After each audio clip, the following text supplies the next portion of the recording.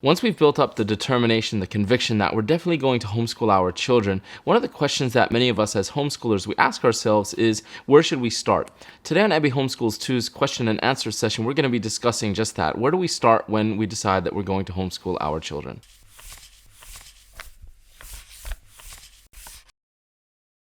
So once we've decided that we're going to homeschool our children, one of the first places we should start is trying to create an environment that is going to encourage the child to want to learn. And one of the ways that we can do that is through books. And so it'd be good to have as many books around the house as possible. You want to have children's books, you want to have picture books, coloring books, encyclopedias, reference books, novels. And it's important also that you have a special place to keep these books so that your children see that they're important. And so it's not enough that you just have all of these books laying around the house, but rather it's important that you lead by example, because if your children see that reading is important to you, they're going to really want to learn this skill as soon as possible, because as most children do, they really like to emulate the actions of their parents. Another really important thing that you can do is read to your children, especially bedtime stories. This is not only going to increase their vocabulary, but again, if they really enjoy this experience, it's going to push them further to want to be able to read these books themselves instead of just listening to them. The second thing that you should encourage is the practice of counting, and this could be done through, for example, just walking up the stairs, 1, 2, 3, 4, 5, or from counting the amount of potatoes that you're eating off of your plate.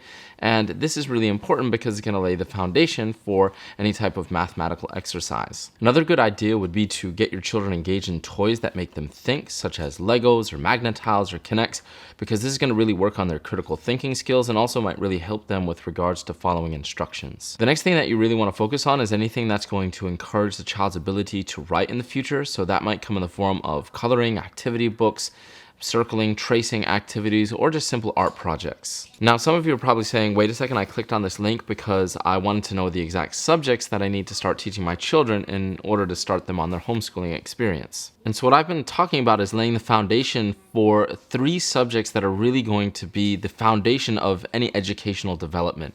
And that's going to be reading, writing, and arithmetic. If you can teach your child to read on their own, you've pretty much opened up the doors for them to study any subject they could possibly imagine. Teaching your children how to write is going to teach them how to express themselves intellectually, creatively, and express the information that they've learned. And once you've taught your child basic arithmetic, you can slowly work them up the ladder of higher mathematical sciences, which is basically going to open up the doors to all of the rest of the fields of science. Now, once you've combined the sciences of reading, writing, and arithmetic, especially once you get to the higher levels, there's really no subject that you can't study. Add on top of that critical thinking skills and the ability to follow instructions, and you're really going to be putting your child on the right path to a very strong educational development process. So the 3 subjects that are really going to be at the foundation of your child's educational development is going to be reading, writing, and arithmetic. And so with regards to the reading, you're going to want to focus on just teaching them the alphabet and the phonetics of each letter. So with regards to writing, the thing that you want to focus on is the eye-hand coordination along with the proper technique of how to hold a pen or a pencil. And this might come through various forms of scribbling, tracing, drawing, even if it's with a crayon or a colored pencil. Now, with regards to math, the only thing that you really want to focus on is teaching your child how to count. And this can be done through various ways. You could use an abacus. You could, again, just teach your kid by counting the stairs as they walk up and down them, or even eating things like raisins or M&Ms or whatever else they might have available to them. That makes it a little bit more fun. Last but not least is going to be a subject that maybe some of us don't really think too much about, which is the development of your child's character. And this is really going to be a practice of lead by example. And the first thing that you want to consider in this is stop shouting, stop yelling at your child, and really look at your character and the way in which you behave with them, because you are going to be their first teacher with regards to their character and etiquette.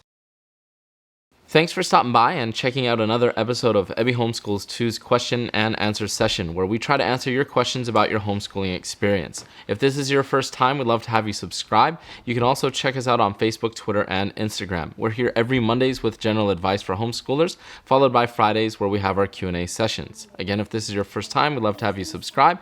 Thanks for stopping by, and we'll see you next week.